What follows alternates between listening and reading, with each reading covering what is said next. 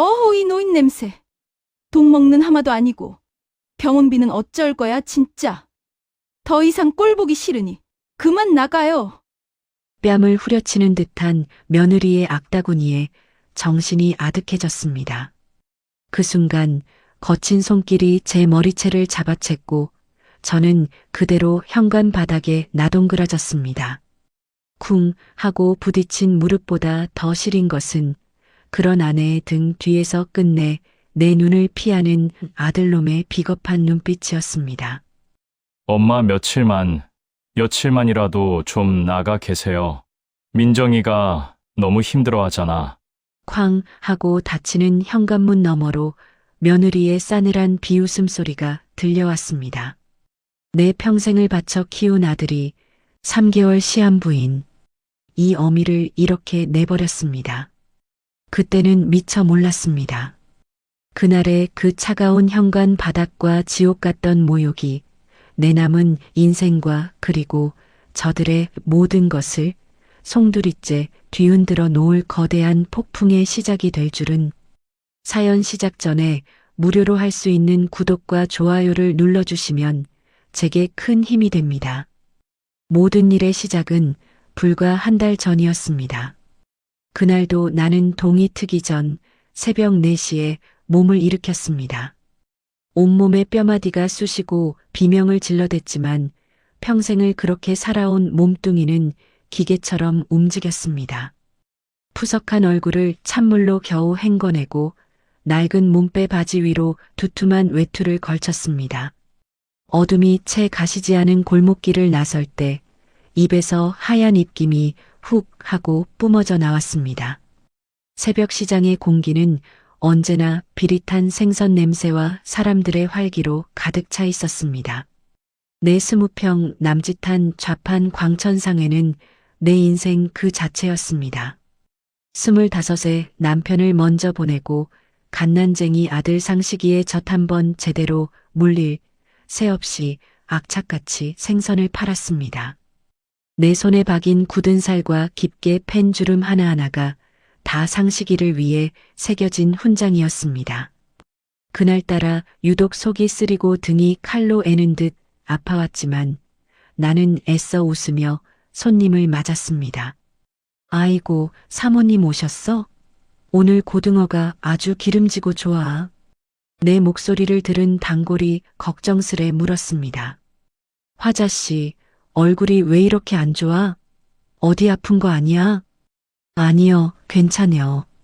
어제 잠을 좀 설쳐서 그려. 나는 손을 휘휘 저으며 아무렇지 않은 척했지만 등줄기를 타고 식은땀이 흘렀습니다. 결국 오전 장사를 겨우 마치고 나는 근처 내과 병원으로 향했습니다. 평생 병원 문턱 한번 넘어본 적 없던 내가 도저히 참을 수 없는 통증에 두 손을 든 것이었습니다. 의사는 내 얼굴과 초음파 사진을 번갈아 보며 한참 동안이나 말이 없었습니다. 그 침묵이 얼마나 길게 느껴졌는지 모릅니다. 마침내 의사가 무겁게 입을 열었습니다.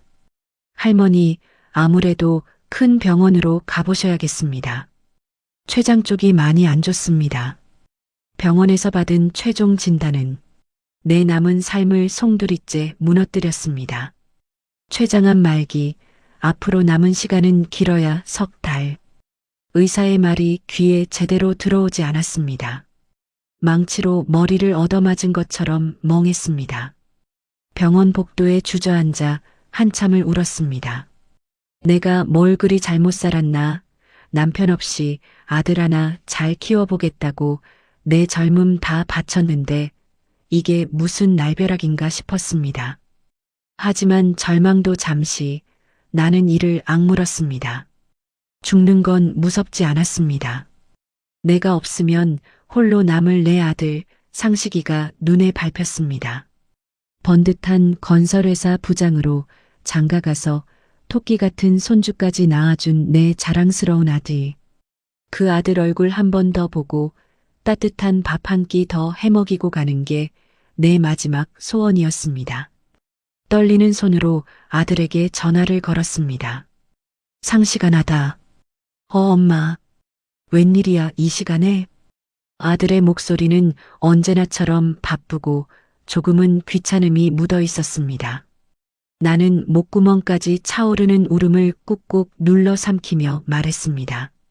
아들 엄마가 몸이 좀 많이 안 좋다. 의사가 오래 못 살 것 같다고 하네.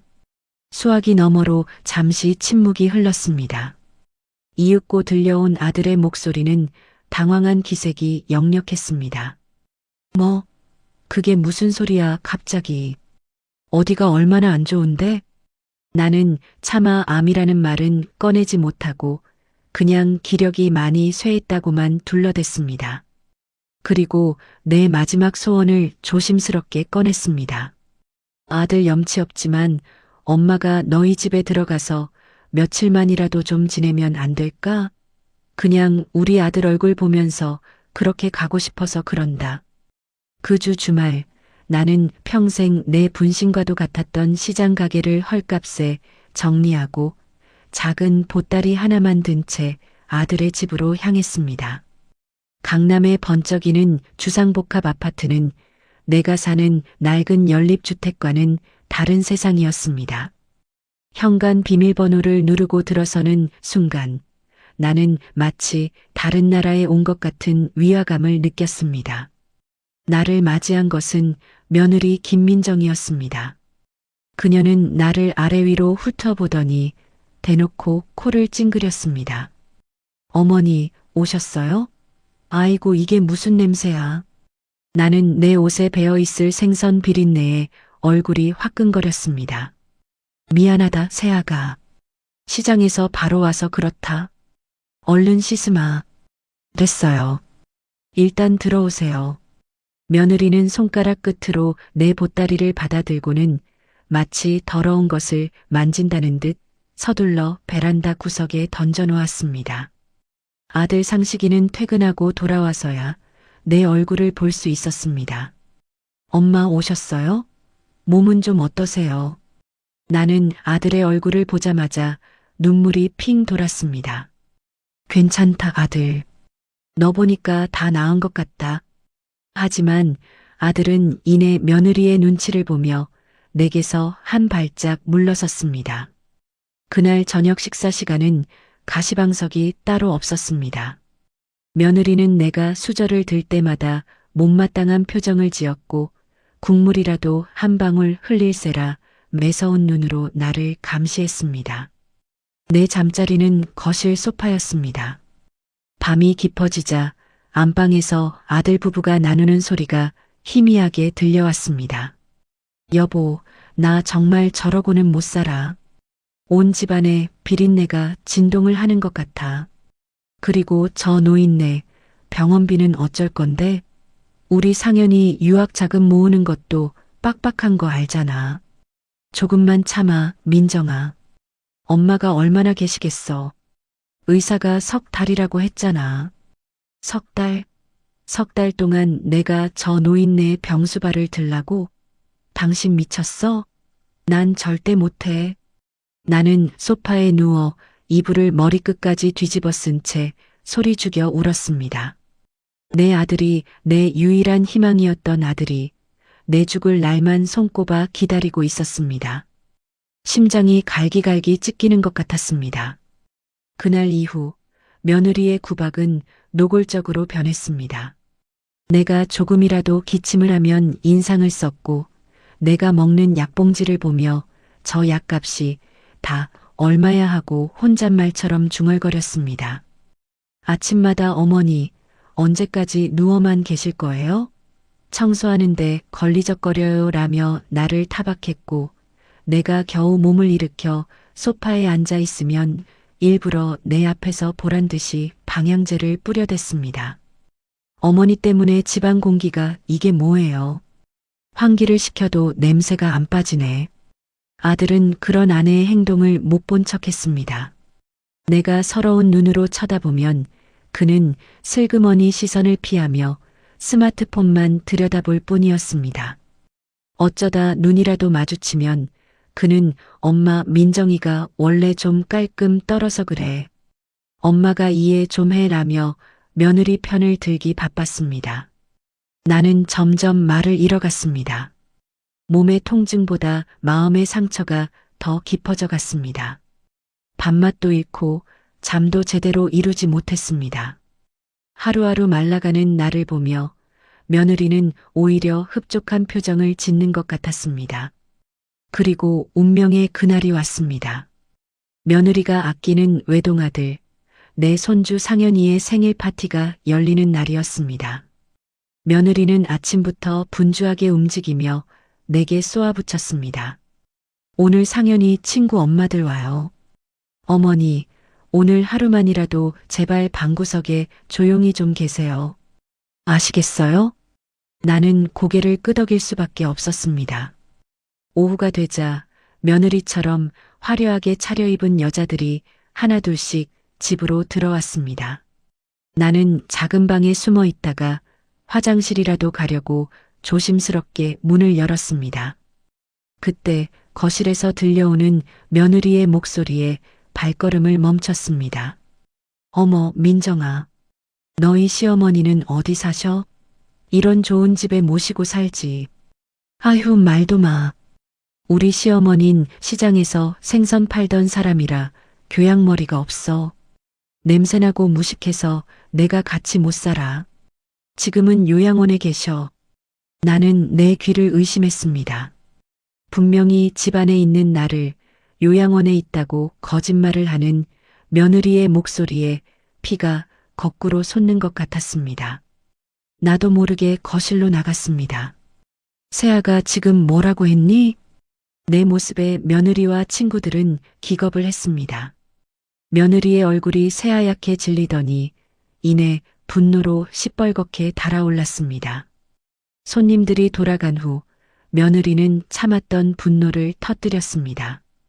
그리고 그 분노는 이 이야기의 첫 장면으로 이어졌습니다. 차가운 현관 바닥에 내팽개쳐진 채 나는 굳게 닫힌 문만 하염없이 바라보았습니다. 내 전부였던 세상이 그렇게 한순간에 무너져 내리고 있었습니다. 차가운 복도 바닥에 주저앉은 채 나는 굳게 닫힌 현관문만 멍하니 바라보았습니다. 방금 전까지 내 아들, 내 손주가 웃고 떠들던 저 문 안은 따뜻한 세상이고 문 밖에 나는 차가운 지옥에 버려진 것입니다. 매끈한 대리석 바닥에서 올라오는 냉기가 온몸의 뼈마디를 시리게 파고들었습니다. 쿵 하고 내동댕이 쳐질 때 부딪힌 무릎에서 시큰한 통증이 올라왔지만 아들의 비겁한 눈빛에 베인 마음의 상처에 비할 바는 아니었습니다. 엄마 며칠만이라도 좀 나가 계세요. 아들의 그 한마디가 메아리처럼 귓가에 맴돌았습니다. 그 목소리에는 일말의 미안함도 어미에 대한 걱정도 담겨 있지 않았습니다. 그저 귀찮은 짐을 잠시 치워두려는 듯한 냉정함만이 가득했습니다. 평생을 살아온 내 낡은 집이 버젓이 있는데도 마지막 순간만큼은 아들 곁에 머물고 싶었던 내 마지막 소망이 산산조각 나는 순간이었습니다. 얼마나 그렇게 앉아 있었을까. 엘리베이터 문이 열리고 이웃집 사람이 나오다 나를 보고는 화들짝 놀랍니다. 어머, 할머니. 여기서 뭐 하세요? 어디 아프세요? 그 말에 나는 겨우 정신을 차리고 비척비척 몸을 일으켰습니다. 창피함에 얼굴이 불타는 것 같았습니다. 나는 아무 말도 못하고 그저 도망치듯 비상계단으로 향했습니다. 한층 내려갈 때마다 다리가 후들거리고 숨이 턱까지 차올랐습니다. 어지럼증에 벽을 짚고 서서 잠시 숨을 골랐습니다. 화려한 샹들리에와 번쩍이는 대리석 복도를 뒤로하고 나는 어둡고 축축한 계단을 따라 내 지옥으로 걸어 내려갔습니다. 아파트 단지를 벗어나 차가운 밤거리에 서자 어디로 가야 할지 막막했습니다. 택시를 타고 당장 내 집으로 돌아갈 수도 있었지만 발걸음이 떨어지지 않았습니다. 정말 혹시나 아들이 마음을 바꾸고 나를 찾으러 오지 않을까? 그 헛된 기대를 버리지 못하고 나는 근처 공원 벤치에 망연자실 주저앉았습니다. 어미에게 등을 돌린 아들이지만 내 속으로 낳은 자식에 대한 미련은 그렇게나 즐겼습니다. 찬바람이 외투 속으로 파고들자 잊고 있던 통증이 다시 온몸을 찔러왔습니다. 암세포가 내 등과 배를 사정없이 갉아먹는 듯 했습니다. 나는 근처 공원 벤치에 겨우 몸을 뉘었습니다. 차가운 나무 벤치에 등이 닿자 나도 모르게 신음이 터져 나왔습니다. 눈을 감자 과거의 기억들이 파노라마처럼 스쳐 지나갔습니다. 아들 사업자금 때문에 평생의 분신이었던 가게를 처분하던 날이 떠올랐습니다. 엄마, 정말 고마워. 이 돈으로 사업 잘해서 10배, 100배로 갚을게. 아들은 내 손을 붙잡고 눈물까지 글썽였습니다. 나는 그런 아들의 모습에 내 노후를 전부 내어주는 것이 조금도 아깝지 않았습니다. 그저 내 아들이 잘 된다면 그걸로 족하다고 생각했습니다. 그 돈이 며느리의 사치와 아들의 허영을 채우는 데 쓰일 줄은 꿈에도 몰랐던 것입니다. 그렇게 한참을 과거와 현재를 오가며 신음하고 있을 때였습니다. 주머니 속에서 진동이 울렸습니다. 아들이었습니다. 역시 내 아들이야. 후회하고 나를 찾으러 온 거야. 나는 떨리는 손으로 전화를 받았습니다. 상식아. 엄마, 어디야 지금? 엄마 공원에 있다. 너무 아파서. 알았어. 그리로 갈게. 기다려. 10분쯤 지났을까 아들의 차가 헤드라이트를 번쩍이며 공원 앞으로 다가왔습니다. 나는 비틀거리며 차로 다가갔습니다. 하지만 조수석에서 내린 것은 며느리였습니다. 그녀는 경멸 가득한 눈으로 나를 쳐다보며 흰 봉투 하나를 내밀었습니다. 이게 뭐냐? 병원 가시라고요. 이걸로 안 되면 앞으로는 알아서 하세요. 우리도 더는 못 도와주니까. 봉투 안에는 돈 100만 원이 들어 있었습니다. 내 아들은 차에서 내리지도 않은 채 창문 너머로 나를 쳐다보고만 있었습니다. 그 눈빛에는 죄책감 대신 빨리 이 상황이 끝나기만을 바라는 초조함이 서려 있었습니다. 며느리가 다시 입을 열었습니다. 그리고 어머니, 제발 우리한테 다시는 연락하지 마세요. 가게 판 돈은 어차피 우리 상현이 유학 자금으로 쓰기로 한 거니까 꿈도 꾸지 마시고요. 그 말은 비수처럼 내 심장에 박혔습니다. 아들은 끝까지 아무 말도 하지 않았습니다. 그저 묵묵히 며느리가 나를 모욕하는 것을 지켜볼 뿐이었습니다. 차가 매정하게 사라지고 나는 100만 원이 든 봉투를 손에 쥔 채 그 자리에 망부석처럼 서 있었습니다. 이것이 내 70평생 헌신의 대가였습니다. 아들의 성공을 위해 내어준 내 전 재산에 대한 보답이 고작 돈 100만 원이었습니다. 다리에 힘이 풀려 그 자리에 주저앉았습니다. 더 이상 눈물도 나오지 않았습니다. 마음 한구석이 텅 비어버린 듯 아무런 감각도 느껴지지 않았습니다. 나는 그 돈으로 근처 허름한 여관에 방을 잡았습니다. 곰팡내 나는 좁은 방에 누워 나는 뜬 눈으로 밤을 지새웠습니다. 통증은 점점 더 심해져 진통제 없이는 단 1시간도 버틸 수 없었습니다. 이러다가는 정말 진통제 살 돈도 없이 고통 속에서 죽어가겠구나 싶었습니다. 며칠을 알아누운 끝에 나는 마지막 남은 돈을 챙겨 병원으로 향했습니다. 의사는 내 상태를 보더니 당장 입원해야 한다고 말했습니다. 할머니, 상태가 너무 안 좋아요. 통증 조절이라도 하려면 입원하셔야 합니다. 입원비가 얼마나 드나요? 내가 가진 돈으로는 어림도 없는 금액이었습니다. 나는 결국 제일 값싼 진통주사 한 대만 맞고 병원을 나설 수밖에 없었습니다. 병원 복도를 걷는데 눈앞이 핑 돌고 다리가 풀려 그대로 바닥에 쓰러졌습니다. 정신을 차렸을 때 나는 응급실 침대에 누워 있었습니다. 간호사가 내게 보호자 연락처를 물었습니다. 나는 차마 아들의 번호를 댈 수가 없었습니다. 세상에 나를 걱정해 줄 사람이 단 한 명도 없다는 사실이 암보다 더 큰 절망으로 다가왔습니다. 결국 나는 병원비를 내지 못하고 도망치듯 빠져나왔습니다. 이대로는 안 된다. 내 집으로 돌아가자. 내 집으로 돌아가서 남편의 유품이라도 정리하며 마지막을 준비해야겠다. 그렇게 마음먹고 비틀거리며 발걸음을 옮겼습니다. 며칠 만에 돌아온 내 낡은 연립주택은 먼지가 뽀얗게 쌓여 있었습니다. 썰렁한 방 안에 들어서자 서러움이 복받쳐 올라 그 자리에 주저앉아 한참을 울었습니다. 그동안 아들 내외에게 당했던 서름, 배신감, 그리고 죽음에 대한 공포가 한꺼번에 몰려왔습니다. 한참을 울다 문득 정신을 차리고 장롱 깊숙한 곳을 뒤졌습니다. 아들 집에 들어갈 때 차마 가져가지 못했던 내게 남은 마지막 물건들이 담긴 작은 보따리가 손에 잡혔습니다. 먼지 쌓인 보따리를 풀자 낡은 옷가지 몇 개와 빛바랜 흑백 사진 한 장이 나왔습니다.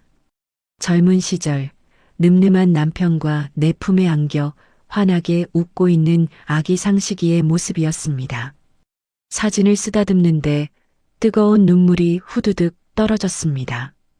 그리고 그 아래 손에 익은 감촉의 단단한 나무 상자가 있었습니다. 20년 전 남편이 숨을 거두기 직전 내 손에 쥐어주며 이건 절대 팔지도 열어보지도 말고 꼭 간직하고 있어. 언젠가 당신을 지켜줄 거야라고 말했던 유품이었습니다.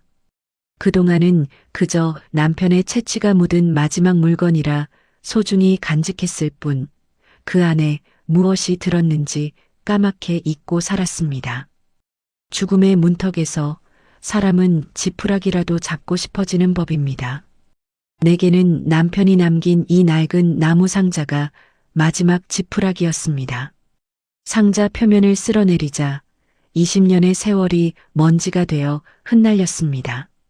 덜컹거리는 낡은 자물쇠는 내 힘으로도 쉽게 부서졌습니다. 끽 소름 끼치는 소리를 내며 상자 뚜껑이 열렸습니다. 그 안에는 빛바랜 한지로 곱게 싼 무언가가 들어 있었습니다. 떨리는 손으로 한지를 펼치자 그 속에서 나온 것은 낡고 누렇게 변색된 종이 뭉치였습니다. 한자가 빼곡히 적힌 낡은 서류. 그것은 땅 문서였습니다. 경기도 화성군 어느 외진 곳의 임야 수천 평. 남편이 살아생전 나중에 우리 상식이 크면 여기서 소나 키우고 밭이나 갈면서 살자며 헐값에 사들였던 쓸모없는 땅이었습니다. 남편이 죽고 먹고 살기 바빠 나는 그 땅의 존재조차 까맣게 잊고 살았던 것입니다. 땅 문서와 함께 남편의 서툰 글씨로 쓰인 낡은 편지 한 통이 들어 있었습니다. 사랑하는 내 아내 화자에게 내가 이걸 당신에게 줄 때쯤이면 나는 이미 이 세상 사람이 아니겠지. 무능한 남편 만나 평생 고생만 시켜서 미안하오. 내가 당신에게 남겨줄 수 있는 것이라곤 이 쓸모없는 땅떼기뿐이라 더 미안하오. 하지만 내 육감이란 게 가끔 맞을 때가 있지 않소. 왠지 모르게 이 땅이 언젠가 당신과 우리 상식이를 지켜줄 것만 같은 예감이 들어. 그러니 절대 팔지 말고 가장 힘들 때까지 열어보지도 말고 꼭 간직해 주시오. 부디 내 아들 잘 키워주고 당신 몸도 돌보시오. 하늘에서나마 당신의 행복을 빌고 있겠소. 편지를 읽어 내려가는 내내 뜨거운 눈물이 뺨을 타고 흘러내렸습니다. 야속한 사람. 이렇게 나를 혼자 두고 갈 거면서 이런 편지는 왜 써놓고 간 것인지. 나는 남편의 편지와 땅 문서를 가슴에 품고 한참을 소리내어 울었습니다. 서러움과 그리움에 온몸이 떨려왔습니다. 하지만 지금은 슬픔에 잠겨 있을 때가 아니었습니다. 이 땅, 남편이 나를 지켜줄 것이라 믿었던 이 땅이 어쩌면 나를 이 지옥에서 꺼내줄 마지막 동아줄일지도 모릅니다.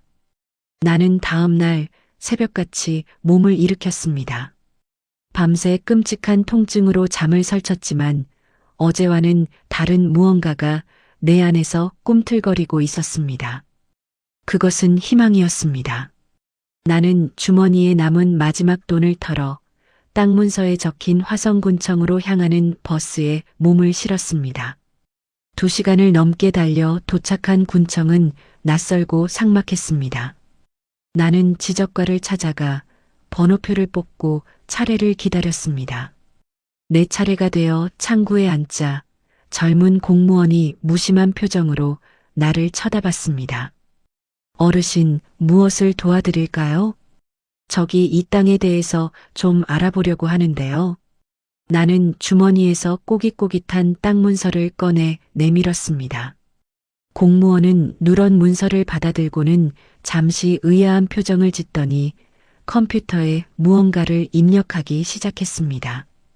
그의 손가락이 자판을 두드릴 때마다 내 심장도 함께 쿵쿵 내려앉는 것 같았습니다. 얼마나 지났을까? 공무원이 갑자기 억소리를 내며 화면에서 눈을 떼지 못했습니다. 그러더니 옆자리 동료까지 불러 화면을 함께 보기 시작했습니다. 그들의 수군거리는 소리에 나는 속이 바짝바짝 타들어갔습니다. 저기요, 뭐가 잘못됐나요? 내 말에 공무원이 화들짝 놀라며 나를 돌아봤습니다. 그의 눈은 믿을 수 없다는 듯 동그랗게 커져 있었습니다. 어르신, 이 땅, 정말 어르신 땅 맞으십니까? 네, 죽은 남편이 물려준 겁니다만. 공무원은 의자까지 고쳐 앉으며 목소리를 가다듬었습니다. 어르신, 지금부터 제가 드리는 말씀 잘 들으셔야 합니다. 이 땅이 얼마 전에 동탄 신도시 개발 부지로 최종 확정이 되었습니다. 신도시 개발? 그게 무슨 소리인가? 나는 어리둥절한 표정으로 그를 쳐다봤습니다. 내 표정을 읽었는지 그가 다시 입을 열었습니다.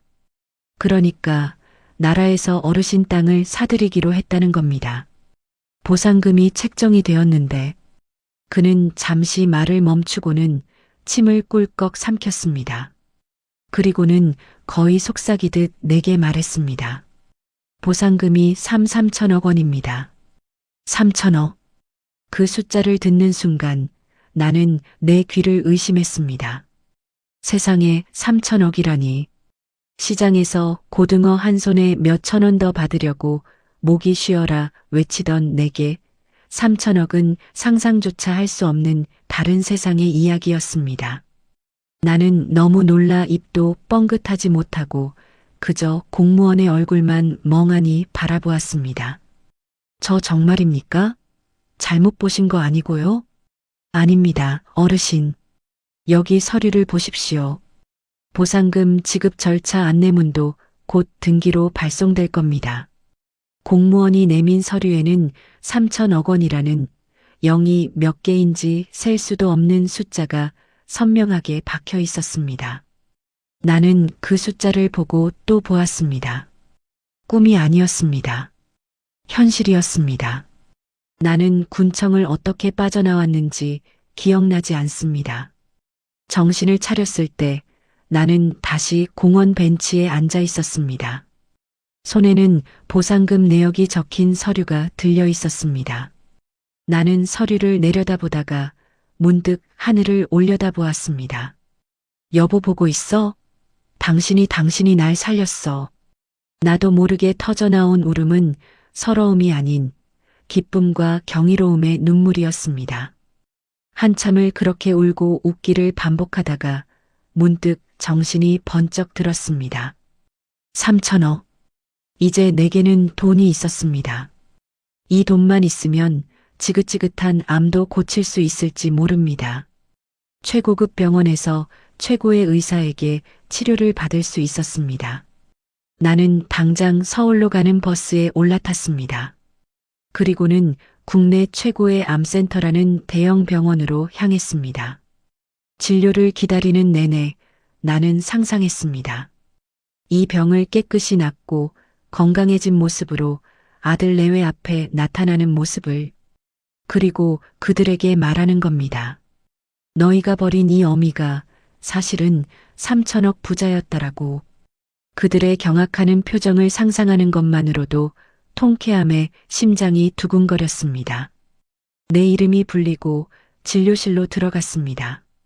백발이 성성한 노련한 의사가 내초진 기록과 CT 사진을 한참 동안 들여다보았습니다.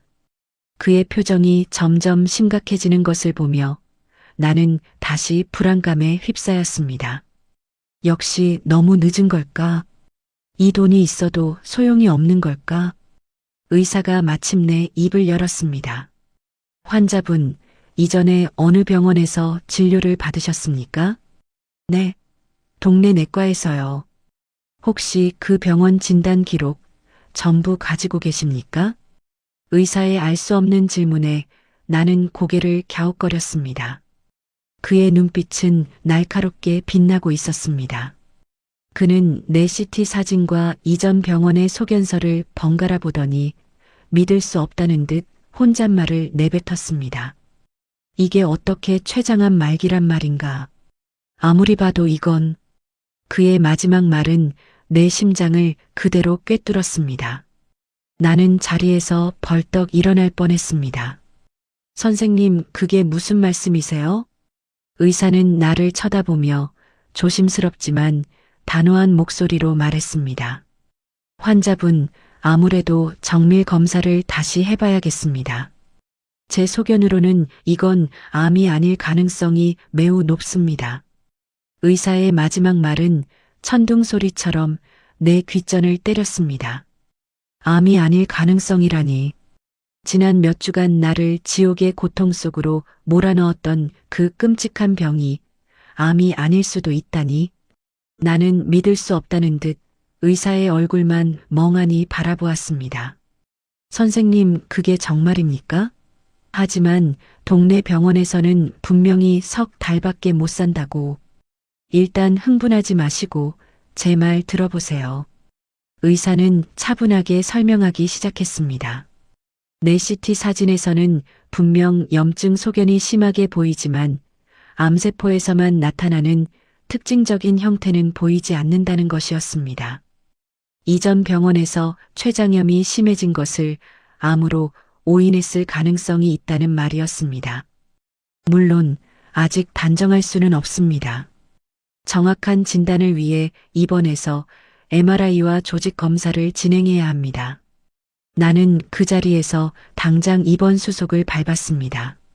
3천억. 그 돈이 내게 준 첫 번째 기회였습니다.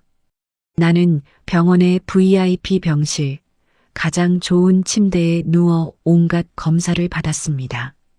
며칠 후 모든 검사 결과가 나왔습니다. 나를 진료했던 백발의 노 교수는 내 침대 옆으로 다가와 따뜻한 미소를 지으며 말했습니다. 나화자님, 축하드립니다. 암이 아닙니다. 그 순간 나는 아무 말도 할 수 없었습니다. 그저 눈물만 하염없이 흘러내렸습니다. 죽지 않아도 된다. 살 수 있다. 그 사실 하나만으로도 세상을 다 가진 것 같았습니다. 내 병명은 췌장암이 아닌 심한 만성 췌장염이었습니다. 꾸준히 치료받고 관리하면 충분히 건강하게 살 수 있다는 것이었습니다. 나는 의사의 손을 붙잡고 몇 번이고 감사 인사를 했습니다. 고맙습니다, 선생님. 정말 고맙습니다. 병실에 홀로 남자, 나는 창밖을 내다보았습니다. 며칠 전까지만 해도 잿빛으로 보였던 세상이 총천연색으로 빛나고 있었습니다. 살아서 이 풍경을 다시 볼 수 있다는 사실에 가슴 벅찬 안도감이 밀려왔습니다. 하지만 그 안도감도 잠시, 곧이어 내 마음속 깊은 곳에서부터 시커먼 분노가 끓어오르기 시작했습니다. 아들 박상식, 그리고 며느리 김민정. 내가 암에 걸려 죽어간다고 믿었을 때 그들은 나를 어떻게 대했던가. 돈 먹는 하마, 냄새나는 노인네라며 나를 모욕하고 결국에는 머리채를 잡아 길거리로 내쫓았습니다. 만약 내가 정말 암이었더라면 나는 그 차가운 길바닥에서 고통스럽게 죽어갔을 것입니다. 그들은 내가 죽기만을 기다렸습니다. 분노에 온몸이 부르르 떨려왔습니다. 이전까지의 서러움과는 차원이 다른 차갑고 날카로운 분노였습니다. 그들은 더 이상 내 아들이고 며느리가 아니었습니다. 내 목숨을 내다 버리려 한 원수였습니다. 용서? 내 사전에 더 이상 그런 단어는 없었습니다. 나는 병원에서 퇴원하자마자 군청에서 알려준 법무법인으로 향했습니다.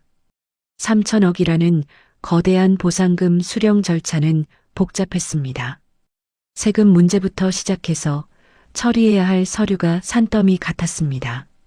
법무법인의 변호사는 내 초라한 행색을 보고 처음에는 미심쩍은 눈초리를 보냈지만 이내 서류를 확인하고는 태도가 180도 달라졌습니다. 그는 내 돈을 안전하게 관리하고 세금을 절약할 수 있는 온갖 방법을 내게 제시했습니다. 나는 그에게 내 돈의 일부를 떼어주며 한 가지를 더 부탁했습니다. 국내에서 가장 유능하고 가장 냉철한 변호사를 소개해 주십시오. 돈은 얼마가 들어도 상관없습니다. 며칠 후 나는 서울의 중심가 가장 높은 빌딩의 최상층에 위치한 로펌 정인의 대표실에 앉아 있었습니다. 내 앞에는 한치의 흐트러짐도 없는 말끔한 정장 차림의 젊은 남자가 앉아 있었습니다. 그의 이름은 차강현. 이 로펌의 최연소 파트너 변호사이자 기업 M&A와 분쟁 해결 분야에서는 적수가 없다는 최고의 실력자였습니다.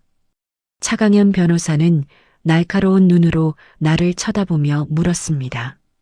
나화자 여사님, 어떤 사건을 의뢰하고 싶으신지 말씀해 주시겠습니까?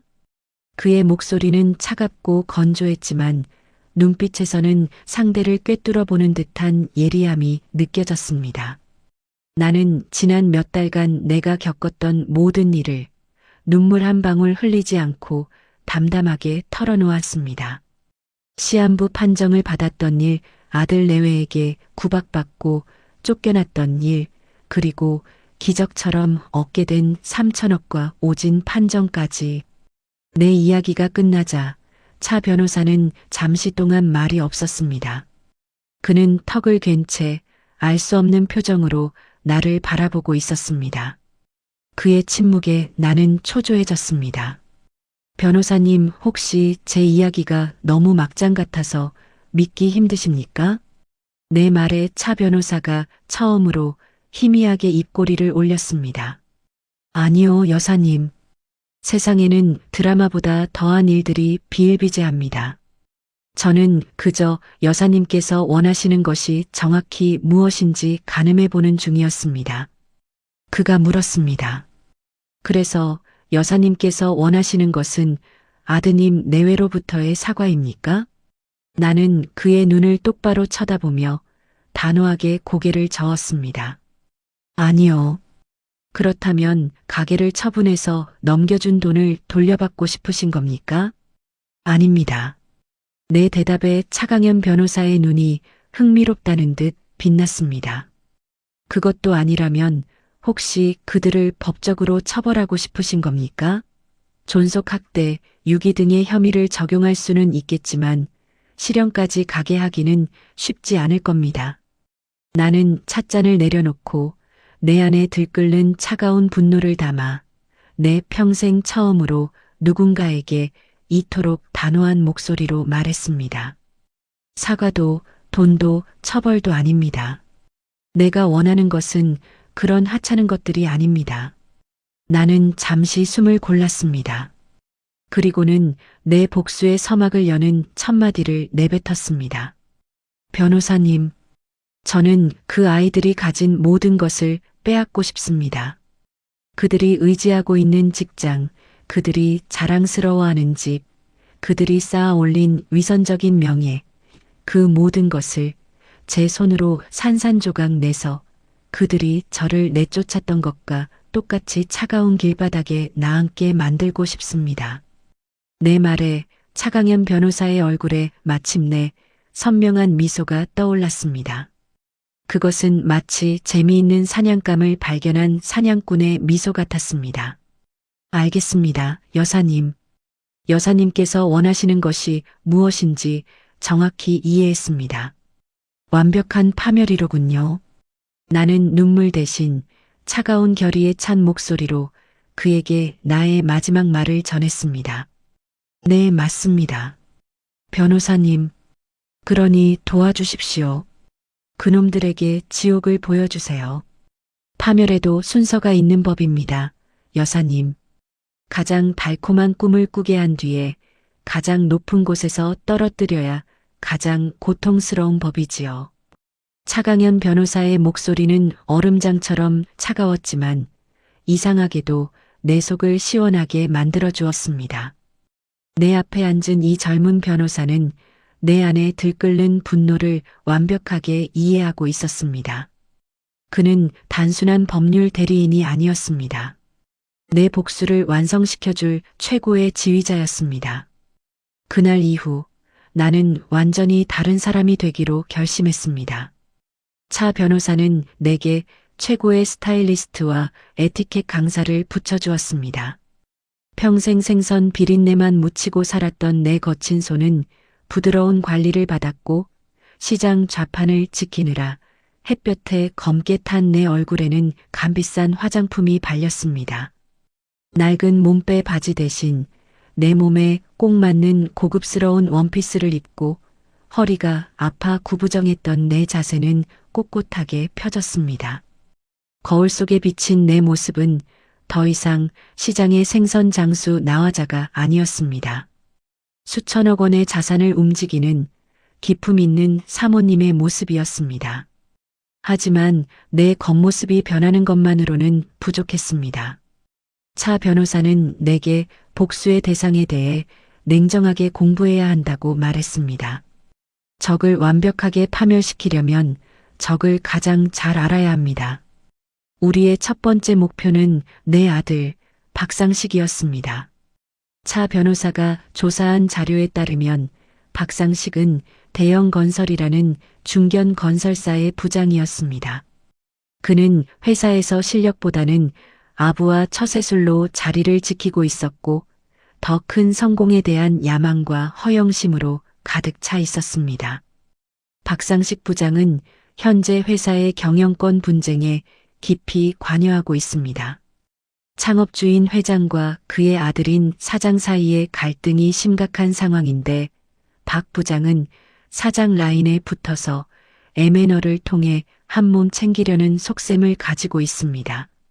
차 변호사는 대형 건설의 지분 구조가 복잡하게 얽혀 있어 외부 세력이 약간의 지분만 확보해도 회사 전체를 뒤흔들 수 있는 구조라고 설명했습니다. 그리고 그의 입에서 내 복수의 첫 번째 계획이 흘러나왔습니다. 여사님께서 이 회사의 주인이 되시는 겁니다. 나는 내 귀를 의심했습니다. 제가 회사의 주인이요? 네. 페이퍼 컴퍼니를 통해 신분을 숨기고 대형 건설의 지분을 비밀리에 사들이는 겁니다. 회장파와 사장파, 양쪽 모두에게 접근해서 그들의 지분을 야금야금 먹어치우는 겁니다. 그들은 서로를 의심하느라 진짜 적이 누구인지 전혀 눈치채지 못할 겁니다. 그의 계획은 치밀하고 대담했습니다. 나는 그에게 모든 것을 일임했습니다.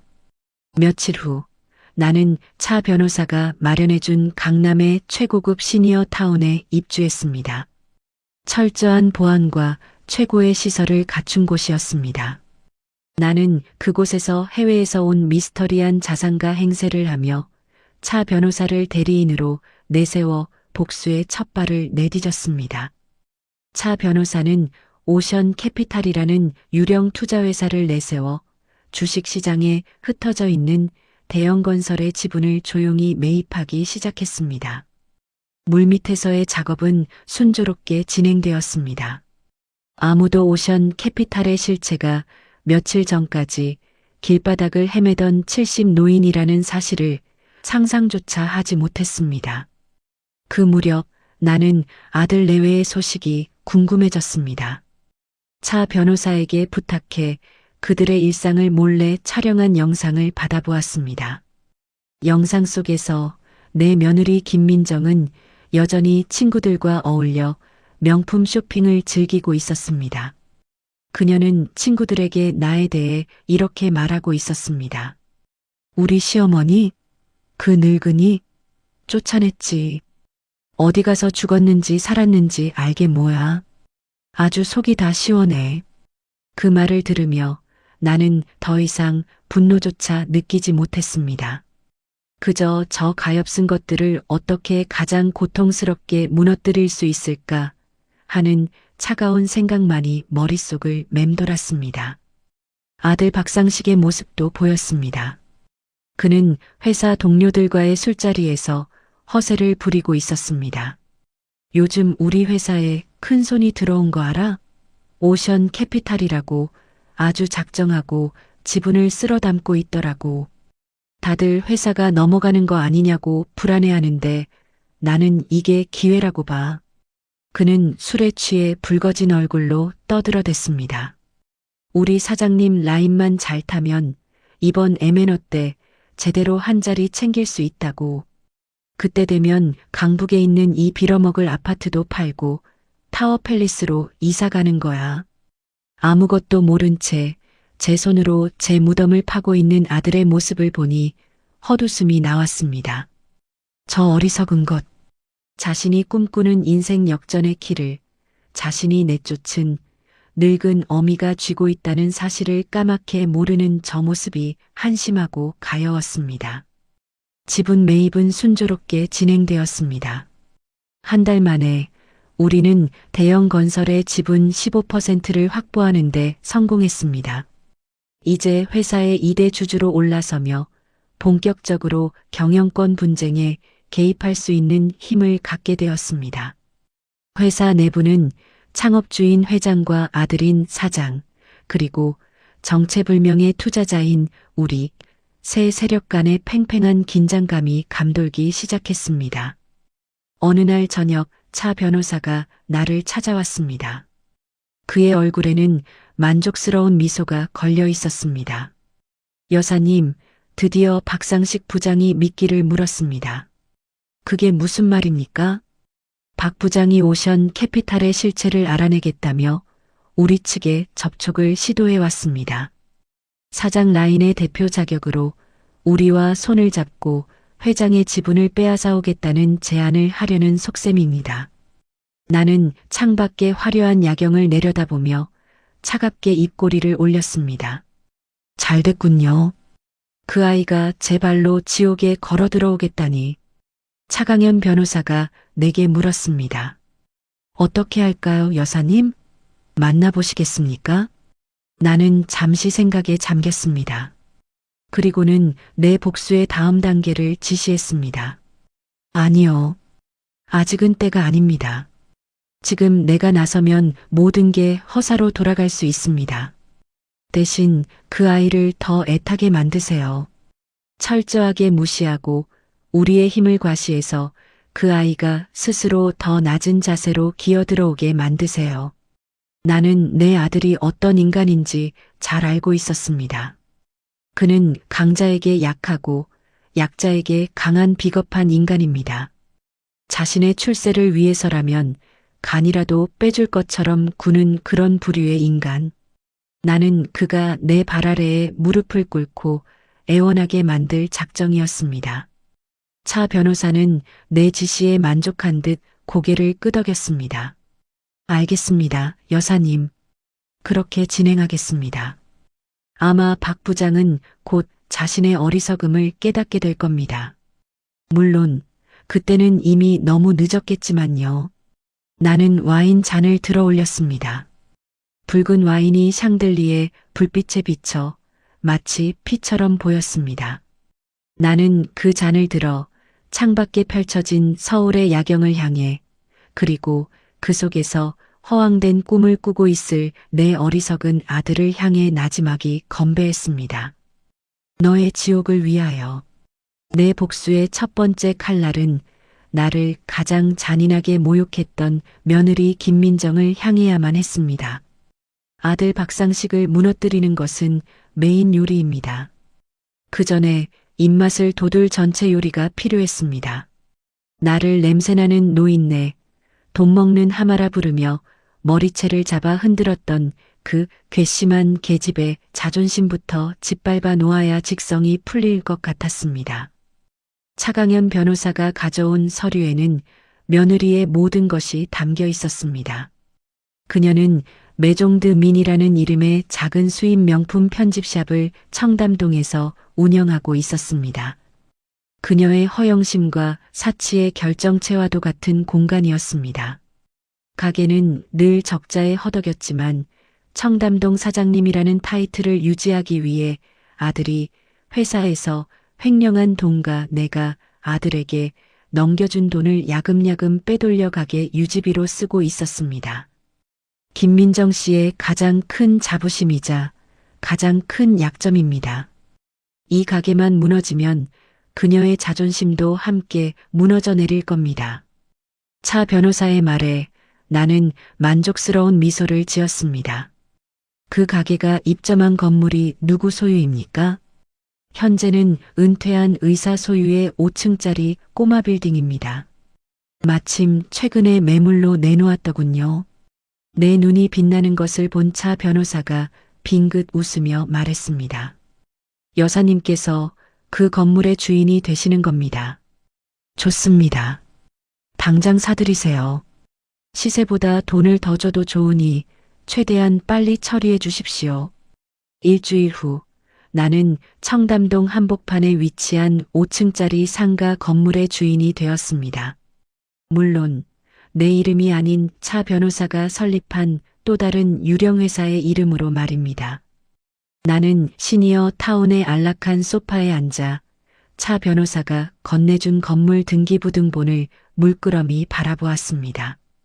이제 나는 내 며느리가 매달 꼬박꼬박 월세를 바쳐야 하는 건물주님이 된 것입니다. 며칠 뒤 차강현 변호사는 나의 대리인 자격으로 메종드 민을 찾아갔습니다. 나는 그 모든 상황을 차 변호사의 넥타이핀에 숨겨진 초소형 카메라를 통해 실시간으로 지켜보고 있었습니다. 가게 안에서 김민정은 우아한 척 커피를 마시며 잡지를 보고 있었습니다. 말끔한 정장 차림의 차 변호사가 들어서자 그녀는 부잣집 손님이라도 온 줄 알고 화들짝 일어나 비굴할 정도의 미소를 지었습니다. 어머, 손님. 어서 오세요. 찾으시는 거 있으세요? 아니요, 물건을 사러 온 건 아닙니다. 차 변호사는 명함을 내밀었습니다. 저는 이 건물의 새로운 소유주 측 법률 대리인 차강현 변호사라고 합니다. 건물주가 바뀌었다는 말에 김민정의 얼굴이 순간 굳어졌습니다. 네, 건물주가 바뀌셨다고요? 네. 오늘부터 이 건물의 모든 권리는 저희 의뢰인께 양도되었습니다. 김민정 사장님께 몇 가지 통보해 드릴 사항이 있어 직접 찾아왔습니다. 차 변호사는 준비해 온 서류 봉투를 테이블 위에 올려놓았습니다. 첫째, 다음 달부터 임대료를 현 시세에 맞춰 기존의 5배로 인상할 예정입니다. 네, 5배요? 그게 무슨 말도 안 되는 소리예요. 김민정이 경악하며 소리쳤습니다. 청담동의 살인적인 월세를 5배나 올린다는 것은 사실상 가게를 비우라는 말과 다름없었습니다. 차 변호사는 눈 하나 깜짝하지 않고 말을 이었습니다. 법적으로 아무 문제 없습니다. 주변 시세와 비교했을 때 지난 5년간 동결되었던 사장님의 임대료가 비정상적으로 저렴했을 뿐입니다. 그리고 둘째, 그는 가게 내부를 손가락으로 가리켰습니다. 임대차 계약서에 따르면 내부 구조를 변경할 시에는 건물주의 허가를 받게 되어 있습니다. 그런데 허가 없이 가벽을 설치하고 천장 구조물을 임의로 변경하셨더군요. 계약 위반입니다. 일주일 내로 모든 것을 입점 당시의 상태로 원상복구하십시오. 원상복구요? 이 인테리어 비용이 얼만 줄 아세요? 절대 못해요. 그럼 계약 파기 사유가 됩니다. 즉시 가게를 비우셔야 하고 그에 따른 위약금까지 물게 되실 겁니다. 선택은 사장님께서 하시는 겁니다. 김민정의 얼굴은 하얗게 질리다 못해 퍼렇게 변해가고 있었습니다.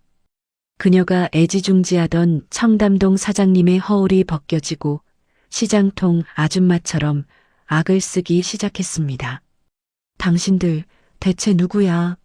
어느 안전이라고 와서 행패야? 새로운 건물주 나오라 그래. 내가 직접 단판을 짓겠어. 차 변호사는 그런 그녀를 한심하다는 듯 쳐다보며 마지막 결정타를 날렸습니다. 저희 의뢰인께서는 신분이 노출되는 것을 극도로 꺼리시는 분입니다. 앞으로 모든 소통은 저를 통해서만 하셔야 할 겁니다. 그리고 한 가지 더, 그는 김민정의 귀에 대고 그녀만 들을 수 있을 정도로 나지막이 속삭였습니다. 저희 의뢰인께서 김민정 사장님의 시어머니 되시는 분 안부를 궁금해 하시더군요.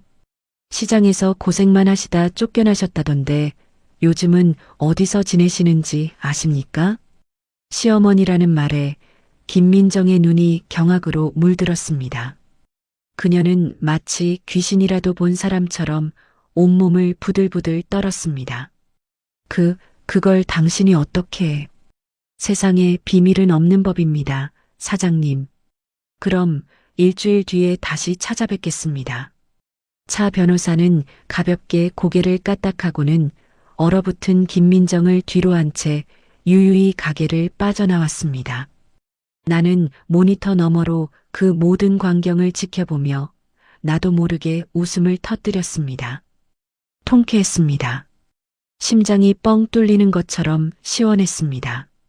며느리가 내 머리채를 잡고 흔들던 그 순간의 모욕감이 눈 녹듯 사라지는 기분이었습니다. 김민정은 한동안 넋이 나간 사람처럼 가게에 주저앉아 있었습니다. 그러더니 이내 허둥지둥 휴대폰을 꺼내 어딘가로 전화를 걸었습니다. 당연히 내 아들 박상식이었습니다. 여보 나야. 지금 큰일 났어. 당장 이리 좀 와봐. 그녀는 울며불며 남편에게 상황을 설명했습니다. 건물주가 바뀌었는데 월세를 5배나 올리고 당장 가게를 원상복구하라고 했다는 것이었습니다. 1시간쯤 지났을까 박상식이 헐레벌떡 가게로 뛰어들어왔습니다. 민정아, 괜찮아? 이게 어떻게 된 일이야? 나도 몰라. 어떤 미친 변호사 놈이 와서 갑자기 흐엉, 여보, 나 어떡해. 우리 가게 망하는 거야? 김민정은 아들의 품에 안겨 서럽게 울었습니다.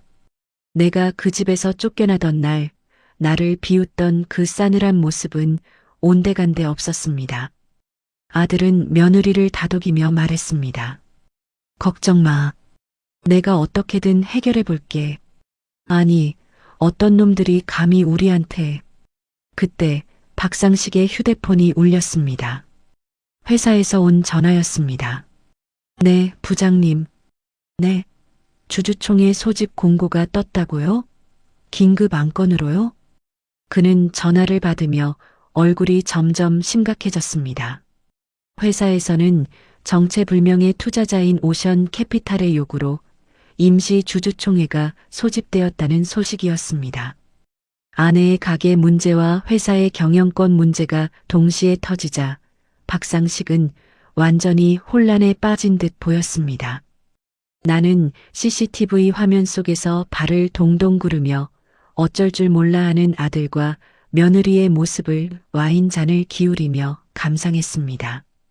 마치 잘 짜인 연극을 보는 관객처럼 저 어리석은 것들, 자신들을 옥죄는 2개의 밧줄이 사실은 하나의 손에 쥐어져 있다는 사실을 까맣게 모르고 있었습니다. 나는 화면을 향해 나지막이 속삭였습니다. 민정아, 그건 시작일 뿐이란다. 진짜 지옥은 이제 내 남편 차례거든. 이제 곧 막이 오릅니다, 여사님. 주인공이 등장할 시간입니다. 대형 건설의 임시 주주총회가 열리는 날 아침, 차강현 변호사가 내게 전화를 걸어왔습니다. 그의 목소리에는 승리를 확신하는 자의 여유가 넘쳤습니다. 나는 창밖으로 분주하게 움직이는 사람들을 내려다보며 20년 만에 처음으로 설레는 긴장감을 느꼈습니다. 오늘은 내 아들 박상식의 인생에서 가장 빛나는 날이 될 것입니다. 그리고 동시에 가장 처참하게 추락하는 날이 될 것이기 때문입니다. 주주총회장은 팽팽한 긴장감으로 가득했습니다. 나는 차 변호사가 마련해준 비밀스러운 공간에서 CCTV를 통해 회의장 내부를 실시간으로 지켜보고 있었습니다. 회의장에는 회사를 지키려는 창업주 이 회장과 어떻게든 회사를 삼키려는 그의 아들 이 사장이 서로를 노려보며 앉아 있었습니다. 그리고 그들 사이에 바로 내 아들 박상식이 있었습니다. 박상식은 이 사장의 옆자리에 앉아 있었지만 그의 눈은 불안하게 흔들리고 있었습니다. 그는 오늘 아버지처럼 따르던 이 회장을 배신하고 회사의 운명을 좌우할 캐스팅 보트를 쥔 미지의 투자자 오션 캐피탈에 붙기로 마음먹은 상태였습니다. 그는 오션 캐피탈의 대리인인 차강현 변호사와 몇 차례 비밀리에 접촉하며 자신의 충성을 대가로 M&A 이후의 임원 자리를 약속받았다고 굳게 믿고 있었습니다. 어리석은 것. 그 약속이 지옥으로 가는 초대장이었다는 사실을 까맣게 모른 채 말입니다. 드디어 회의가 시작되었습니다. 의장이 긴급 안건을 상정했습니다. 안건 제1호 오션 캐피탈 측에서 발의한 대표이사 해임 및 신규 이사 선임의 건을 상정합니다. 그 순간 회의장은 술렁이기 시작했습니다. 이 사장은 승리를 예감한 듯 회심의 미소를 지었고 이 회장은 착잡한 표정으로 눈을 감았습니다. 모든 시선이 오션 캐피탈의 대리인 차강현 변호사에게 쏠렸습니다. 차 변호사는 자리에서 일어나 여유로운 목소리로 말했습니다.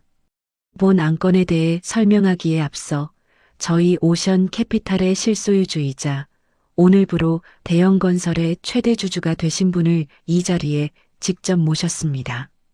그의 말에 회의장은 물을 끼얹은 듯 조용해졌습니다. 모두가 숨을 죽이고 회의장 뒷문이 열리기만을 기다렸습니다. 내 아들 박상식 역시 어떤 거물이 나타날까 하는 기대감에 부풀어 눈을 반짝이고 있었습니다. 드디어 문이 열렸습니다. 나는 차강현 변호사의 에스코트를 받으며 천천히 회의장 안으로 걸어 들어갔습니다. 내가 평생 입어본 적 없는 고급스러운 샤넬 투피스와 수억 원을 호가하는 다이아몬드 목걸이가 조명 아래 눈부시게 빛났습니다. 또각또각 내 구두 소리가 정적을 깨고 회의장에 울려 퍼졌습니다. 모든 사람들의 시선이 내게로 향했습니다.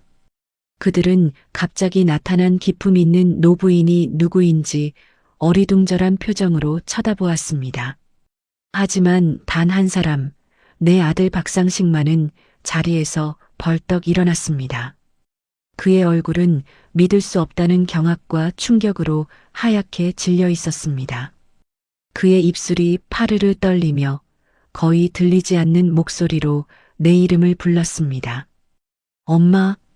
나는 내 아들을 지나쳐 의장석을 향해 걸어갔습니다. 그리고는 마이크를 잡고 회의장에 모인 모든 사람들을 향해 내 존재를 공식적으로 선언했습니다. 처음 뵙겠습니다. 제가 바로 오션 캐피탈의 주인이며 오늘부터 여러분이 다니는 이 대형 건설의 새로운 주인이 된 나화자라고 합니다.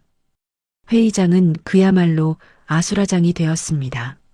사람들은 웅성거렸고 기자들은 미친 듯이 카메라 셔터를 눌러댔습니다. 시장에서 생선이나 팔던 늙은이가 하루아침에 중견 건설사의 주인이 되어 나타났으니 그럴 만도 했습니다. 나는 그 모든 혼란을 즐기며 내 아들을 향해 시선을 돌렸습니다. 그는 여전히 넋이 나간 사람처럼 그 자리에 못 박힌 채 서 있었습니다. 나는 차갑게 웃으며 마이크에 대고 말했습니다.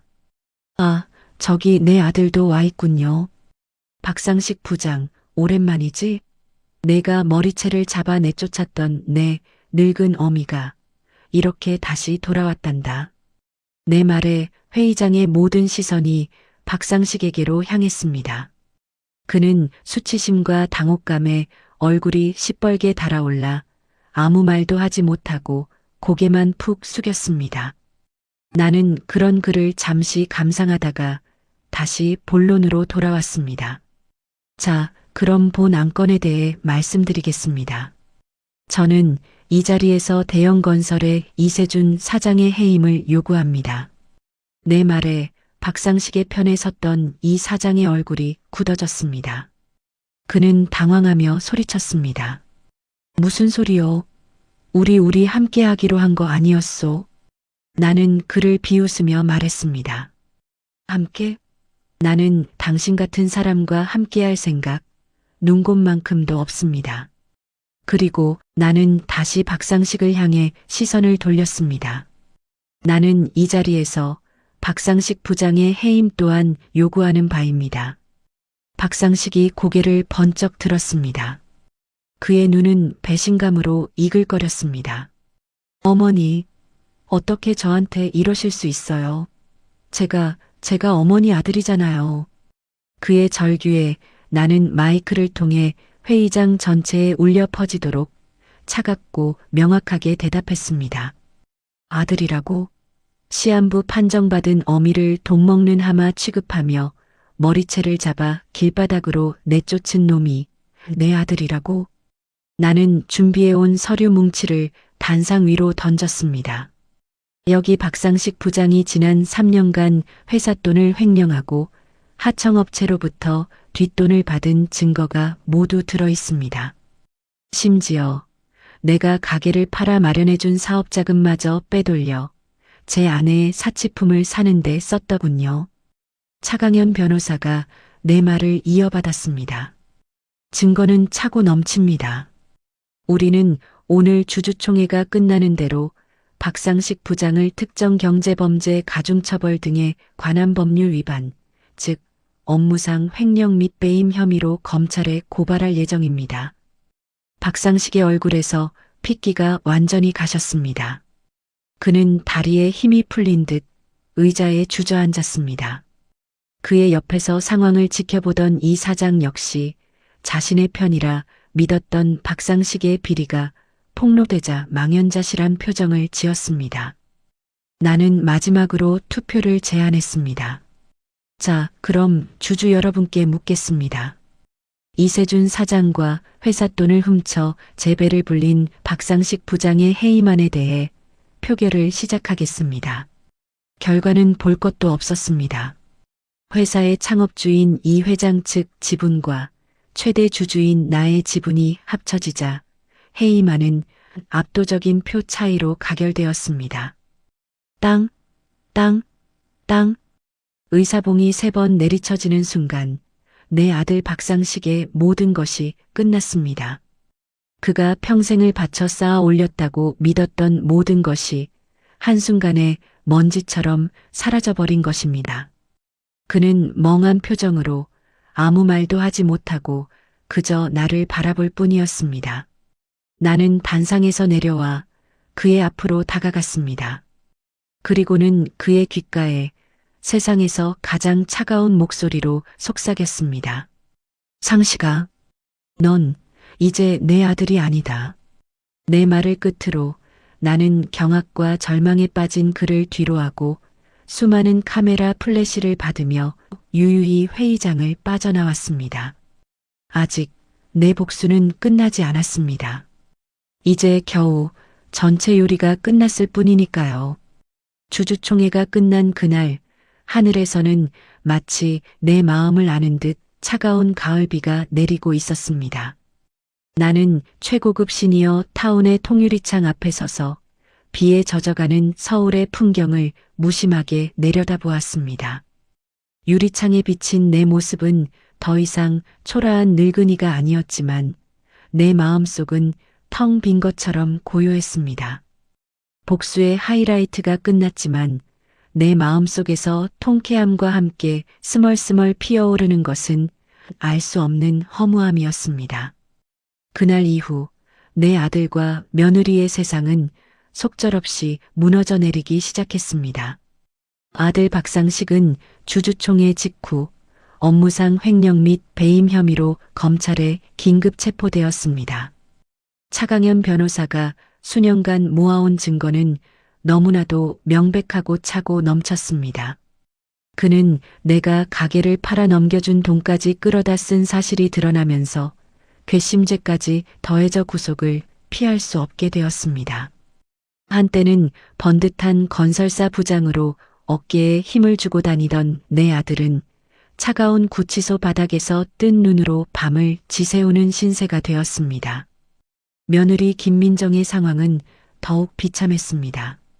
건물주인 내가 제기한 명도소송과 손해배상 청구 소송에 휘말린 그녀의 가게 매종드미는 결국 폐업 절차를 밟게 되었습니다.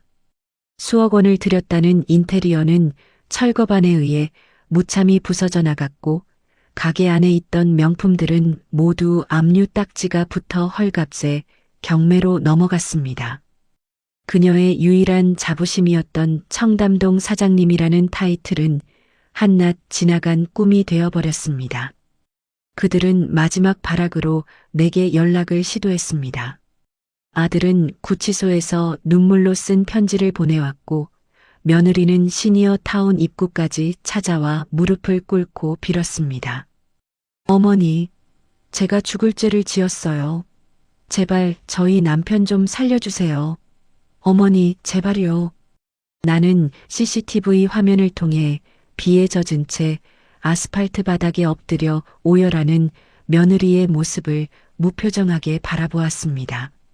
나를 내쫓던 그날 내 머리채를 잡고 흔들던 그 당당함은 온데간데 없었습니다. 하지만 내 마음은 조금도 움직이지 않았습니다. 너무 늦었습니다. 엎질러진 물은 다시 담을 수 없는 법입니다. 복수의 마지막 단계는 그들이 발 뻗고 누워있는 마지막 보금자리마저 빼앗는 것이었습니다. 박상식은 회사에서 받은 대출과 온갖 빚을 끌어모아 강남의 그 주상복합 아파트를 겨우 유지하고 있었습니다. 하지만 그가 구속되고 모든 수입이 끊기자 은행은 가차없이 대출금 회수에 나섰습니다. 아파트는 결국 경매에 넘어갔습니다. 나는 차강현 변호사를 통해 경매에 참여했습니다. 그리고 법원에서 가장 높은 가격을 써내 그 아파트를 내 이름으로 낙찰받았습니다. 내가 머리채를 잡힌 채 내쫓겼던 바로 그 집. 이제 그 집의 주인이 된 것입니다. 법원에서 강제 집행 명령이 떨어지고 집행관들이 들이닥치는 날, 나는 그 현장에 직접 찾아갔습니다. 그날은 이상하리만큼 날씨가 맑았습니다. 집행관들이 굳게 닫힌 현관문을 강제로 열고 들어갔습니다.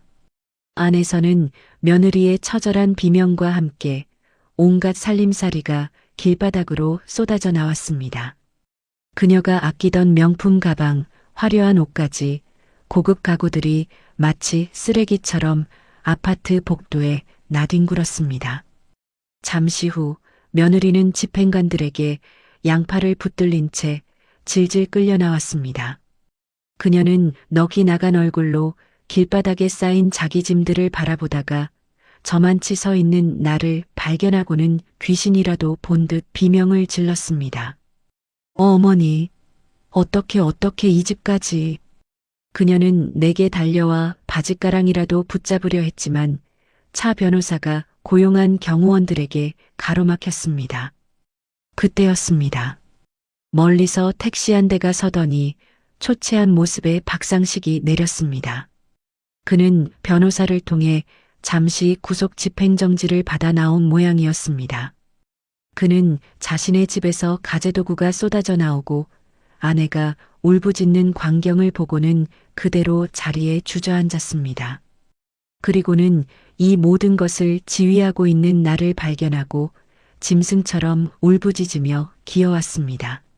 어머니, 어머니, 제가 잘못했어요. 제가 다 잘못했어요. 제발, 제발 이 아들 좀 용서해 주세요. 네, 어머니. 그는 내 발치에 엎드려 이마가 깨지도록 아스팔트 바닥에 머리를 찧었습니다. 그의 아내 김민정 역시 그 옆에서 함께 울며 빌었습니다. 어머니, 다시는 안 그럴게요. 평생 어머니 종처럼 살게요. 제발 저희 좀 살려주세요. 나는 그들의 비참한 모습을 가만히 내려다보았습니다. 불과 몇 달 전 내가 그토록 바랐던 모습이었습니다. 하지만 막상 그 모습을 눈앞에서 보니 통쾌함보다는 깊은 허무함만이 밀려왔습니다. 저 눈물이 과연 진심일까? 만약 내게 3천억이라는 돈이 없었더라면 저들이 내 앞에서 저렇게 눈물을 흘렸을까? 나는 더 이상 아무 말도 하지 않았습니다. 그 어떤 대답도 그 어떤 표정도 보여주지 않았습니다. 그들을 인간으로 대접하는 마지막 연민조차 사치라고 생각했습니다. 나는 그저 그들을 차갑게 외면한 채 뒤돌아섰습니다. 내 옆에 서 있던 차강현 변호사에게 나지막이 말했습니다. 이제 다 끝났습니다. 갑시다. 우리가 준비된 차에 올라타자 뒤에서 아들의 처절한 절규가 들려왔습니다. 어머니, 어머니, 안 돼요. 어머니. 나는 차의 백미러를 통해 점점 작아지는 그들의 모습을 마지막으로 바라보았습니다. 그들은 자신들이 쌓아 올린 탐욕의 탑 위에서 그렇게 길바닥으로 완벽하게 추락했습니다. 차는 서울의 복잡한 도심을 빠져나와 공항으로 향하는 고속도로에 올라탔습니다. 나는 창밖으로 빠르게 스쳐 지나가는 풍경을 바라보며 조용히 눈을 감았습니다. 길고 길었던 복수가 끝났습니다. 나는 모든 것을 빼앗았고 모든 것을 파멸시켰습니다. 그런데 왜 내 마음은 이토록 공허한 것일까요?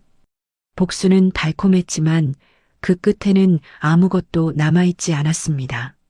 남편이 내게 남겨준 것은 3천억이라는 돈이 아니라 어쩌면 새로운 삶을 살 기회였을지도 모릅니다. 나는 그 기회를 오직 복수를 위해서만 사용한 것일까요? 만약 여러분이 저였다면 어떻게 하셨을까요? 그들을 용서하고 다시 가족으로 품을 수 있었을까요? 아니면 저처럼 더한 지옥을 보여주었을까요? 그 답은 아마 평생을 찾아도 찾지 못할 것 같습니다. 이제 나는 모든 것을 잊고 나 자신만을 위한 새로운 인생을 찾아 떠나려 합니다. 그 끝에 무엇이 있을지는 알 수 없지만 더 이상 과거에 얽매여 살지는 않을 것입니다. 그날 찢어졌던 내 마음은 다시 붙지 않았습니다. 그저 상처 위에 단단한 흉터가 앉았을 뿐입니다. 그 흉터를 안고 나는 나의 남은 길을 묵묵히 걸어가려 합니다. 오늘 이야기는 뼈아픈 배신이 한 사람을 어디까지 몰아갈 수 있는지, 그리고 그 지독한 복수의 끝에 남는 것은 과연 무엇인지를 우리에게 보여주고 있습니다. 우리 인생에는 후회로 얼룩진 순간들이 있기 마련입니다. 이야기 속 박상식처럼 돌이킬 수 없는 잘못을 저질렀을 수도 있고, 주인공 나화자 씨처럼 지울 수 없는 분노에 사로잡혀 있을 수도 있습니다. 하지만 중요한 것은 그 상처 이후 우리가 어떤 선택을 하느냐일 겁니다. 과거는 바꿀 수 없지만 앞으로 살아갈 날들은 바로 우리 자신의 손에 달려 있으니까요. 어쩌면 지금 여러분의 주변에도 엎드려 용서를 구하는 사람이 있을지도 모릅니다. 혹은 여러분 자신이 누군가를 용서해야만 하는 밤을 보내고 있을 수도 있겠지요. 오늘 나화자 씨의 이 지독했던 이야기가 여러분의 마음에 작은 파문을 일으켜 스스로에게 질문을 던지는 계기가 되었기를 바랍니다.